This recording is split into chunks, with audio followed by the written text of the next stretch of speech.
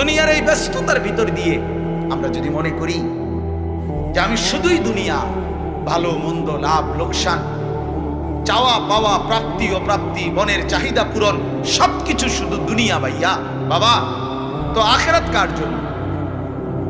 কবর কার জন্য? তাইলে নবীজি সাল্লাল্লাহু আলাইহি সাল্লাম কাকে তাইলে আখিরাত বুঝাইতে চাইছেন? আল্লাহর কোরআন এমন কোন সূরা নাই, কোরআন শরীফের 114টি সূরা, 114টি সূরার এমন কোন সূরা নাই, এমন কোন রুকু নাই কোরআনে যেখানে আখিরাতের কথা, পরকালের কথা আলোচনা নাই।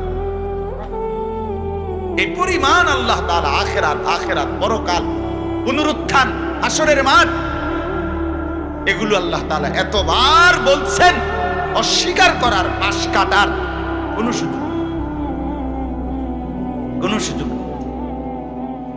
কোরআন শরীফ